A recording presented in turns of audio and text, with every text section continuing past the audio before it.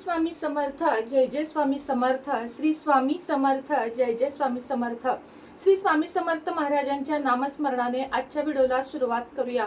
शुभ दुपार तुम्हा सगळ्यांना. कसे आहात तुम्ही सगळे? आशा व्यक्त करते स्वस्त असाल, मस्त असाल, स्वामींच्या सेवेमध्ये रममाण असाल.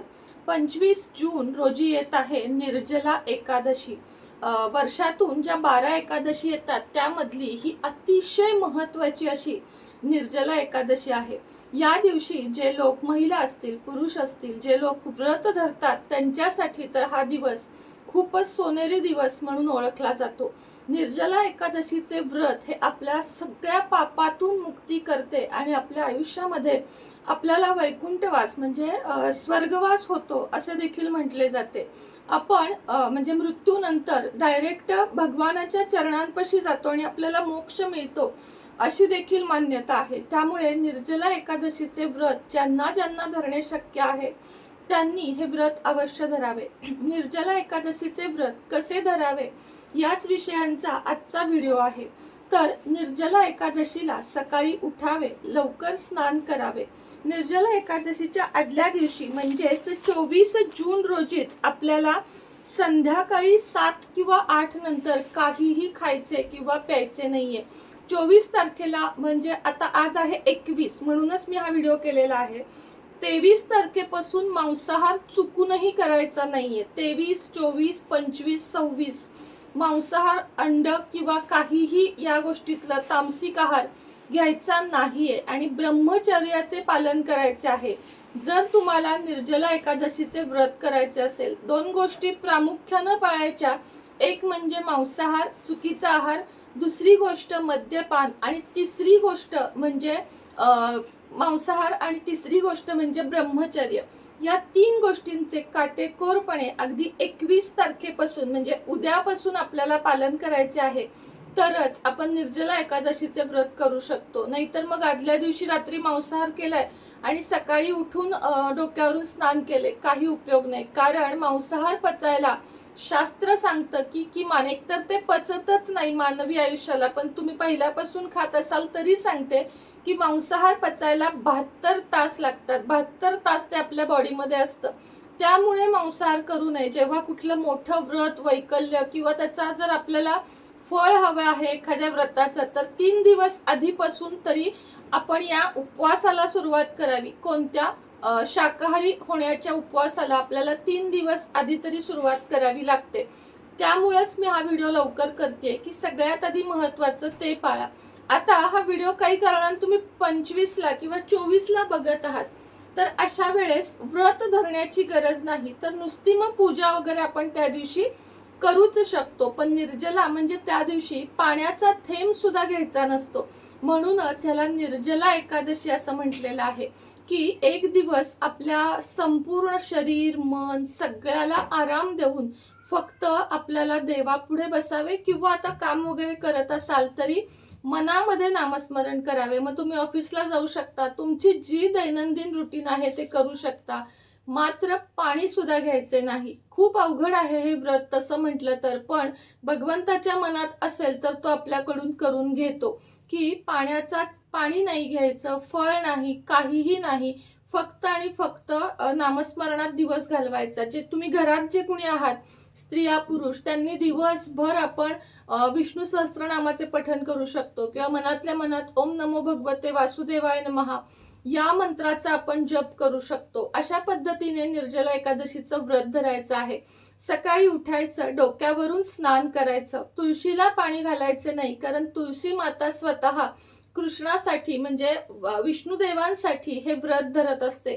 त्यामुळे तुळशीला पाणी घालू नये. चिमूटभर हळद तेवढी तुळशीच्या मुळाच्या इथे घालायची आणि तुळशीला तुपाचा दिवा लावायचा. 11 प्रदक्षिणा घालायच्या आणि ओम नमो भगवते वासुदेवाय या मंत्राचा जप करायचा. तुपाचा दिवा लांब लावायचा तुळशीपासून, तुळशीच्या आतमध्ये लावायचा नाही. त्यानंतर देवपूजा करावी. पिवळे वस्त्र धारण करायचे आहेत. निर्जला एकादशीला पिवळे वस्त्र धारण करण्याला खूप महत्व आहे आणि पिवळा हळदीचा टिळा किंवा पिवळ्या चंदनाचा टिळा कपाळी लावून घ्यायचा आहे. देवाची पूजा करायला बसायचे आहे.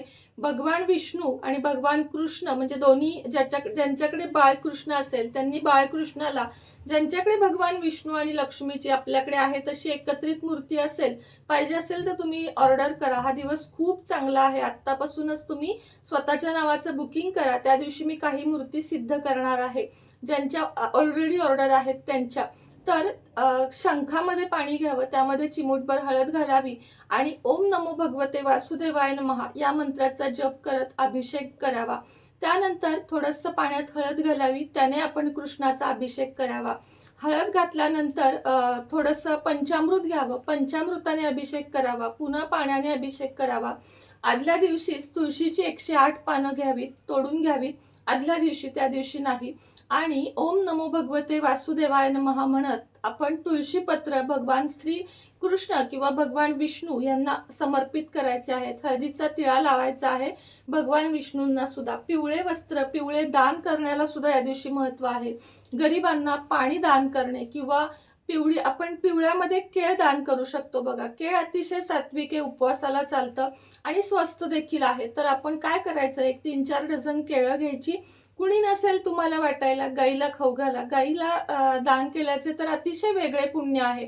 गाईला, गोमातेला चारा घाला. गोमातेला तुम्ही केळ घालू शकता. गोमातेला पिवळी चण्याची डाळ भिजवून आणि गुळ घालू शकता या दिवशी. तर पिवळ्या वस्तूंच्या दानाला सुद्धा खूप महत्व आहे. तर अशा पद्धतीने आपल्याला निर्जला एकादशीचे व्रत धरायचे आहे. घरातल्या एकाने जरी हे व्रत धरले तरीही घरातल्या सगळ्यांना त्याची फलप्राप्ती होते आणि आपल्याला मोक्ष मिळतो. म्हणजे पापातून मोक्ष मिळतो, या जन्मातून मोक्ष मिळतो. कुणाला हवेत अनेक जन्म, कारण आपल्या हातून कळत न कळत इतकी पाप घडत असतात की आपल्याला पुढचा जन्म नकोच असतो. प्रत्येकाला हाच जन्म आपल्याला शेवटचा जन्म आणि याच्यातून मोक्ष मिळावा अशी आपली इच्छा असते. कळत न कळत आपण म्हणतो बघा, पुढच्या जन्मी माझा नसावास किंवा पुढच्या जन्मी तू नको मला. मैत्रीण असेल, नवरा असेल, अचानक आपण म्हणतो, पण ही वाक्य तोंडातून शक्यतो कधीच काढू नयेत, कारण मग त्यासाठी आपल्याला पुन्हा पुन्हा जन्म घ्यावा लागतो. पुढच्या जन्मी तुला बघून घेईन किंवा पुढच्या जन्मी मी तुझा नवरा असावा आणि तू माझी बायको असावी, पुढच्या जन्मी हीच आई असावी, हे आपण जे म्हणतो, आई असावी तर आपण म्हणतो कारण आपलं आईवर प्रेम असतं. पण त्यामुळे काय होतं की आपल्याला अनेक जन्म घ्यावे लागतात आणि मनुष्य जन्म तर खूप योनींमधून आल्यानंतर मिळतो असं म्हणतात. मग ते मधले जन्म खूप अपेष्टेचे आपल्याला मिळतात. म्हणून चुकूनही हे उच्चार यापुढे तरी करायचे नाहीयेत, हे आपल्याला लक्षात घ्यायचं आहे. त्याच पद्धतीनं ज्यांना तुपाच्या वाती पाहिजे आहेत, बघा भरपूर प्रमाणात, भरपूर, अजून एवढेच तिथं खूप आहेत.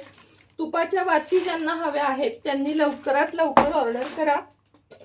आपल्याकडे श्री स्वामी समर्थ शुद्ध गाईच्या तुपाच्या वाती मिळतात, ज्या माझ्या देवघरामध्ये तर कायमस्वरूपी दिवा असतो. बघा, हे बघा, 1 तास हा शुद्ध गाईच्या तुपाचा दिवा प्रज्वलित राहतो आणि ह्याची किंमत आहे 360 प्लस कुरिअर खर्च 60 आणि यामध्ये 50 वाती असतात. सकाळ संध्याकाळ एक दिवा लावलात तरी 50 म्हणजे 25 दिवस तुम्हाला हे जाणार आहेत. 4 दिवस तर आपल्या अडचणीत जातात. तर सगळ्यांनी या शुद्ध गाईच्या तुपाच्या वाती ऑर्डर करा. तुम्हाला लवकरात लवकर, आता श्रावण येतोय, पुढं सगळे सणवार येत आहेत, त्यामुळे सगळ्यांनी घ्या. श्रावण जवळ येत आहे. पारद शिवलिंग ज्यांना ज्यांना हवे आहे, पितळी शिवलिंग ज्यांना हवे आहे, स्फटिक शिवलिंग ज्यांना हवे आहे, त्यांनी लवकरात लवकर ऑर्डर करा. माझ्याकडून ऑर्डर द्यायला थोडा वेळ होतो, त्यामुळे आत्तापासून आपले पारद शिवलिंग बुकिंग करा. अघोर लक्ष्मी सिद्धी मंत्र, ज्याच्यामुळे तुमच्या एक नाही अनेक इच्छांसाठी वेगवेगळे मंत्र आहेत. कोर्ट कचेरी, शत्रुनाश, त्याच पद्धतीने नोकरी लागावी, मुलांची लग्न व्हावीत, व्यवसायात वाढ व्हावी, पैसे कमवायचे आहेत भरपूर, कर्जातून मुक्तता हवी आहे, बँकेचं लोन पास करायचंय, घर पाहिजे, या अनेक गोष्टींसाठी वेगवेगळे सिद्ध मंत्र माझ्याकडे आहेत, जे दीक्षा देऊन म्हणजे दक्षिणा देऊन तुम्हाला घ्यावे लागतात, कारण असेच करून ते चालत नाहीत. तर ते हवे असतील तरी माझ्याशी संपर्क साधा. लक्ष्मी कुंचन सोबत आपल्या मनी मॅग्नेट ब्रेसलेट किंवा तुम्हाला हवे ते ब्रेसलेट एक मी फ्री देत आहे. ती संकल्पना अजून मी थोडे दिवस पुढे राबवत आहे, तर त्यांनी सुद्धा संपर्क साधावा. विविध ब्रेसलेट तुमच्या अडचणींवर हवे असतील तरीही संपर्क साधावा. आणि हो, तुमची कोणतीही ऑर्डर आली नसेल तर कमेंट मध्ये न लिहिता व्हॉट्सअपला या. म्हणजे तुमच्यापर्यंत मी लवकर पोहोचू शकेन. कमेंटद्वारे तुमचं नाव ओळखायला मला फार उशीर होतो किंवा नाही पण सापडत, कारण तुमचं कमेंटमध्ये वेगळा आयडी असतो आणि व्हॉट्सअपला वेगळा आयडी असतो. म्हणून तुम्ही डायरेक्ट मला व्हॉट्सअपला या आणि तिथं सांगा की ताई आमची ऑर्डर पेंडिंग आहे. अगदी काहीही असू दे तुमची, पण तुम्ही व्हॉट्सअपला या म्हणजे तुमच्यापर्यंत मी पोहोचेन. हजारो ऑर्डर असतात, त्यामुळे कधी कधी इकडचं तिकडं होतं. रागवू नका, माझ्यावर समजून घ्या मला. आपण एकटं काम करतो हे तुम्हालाही माहित आहे. तर चला, श्री स्वामी समर्थ.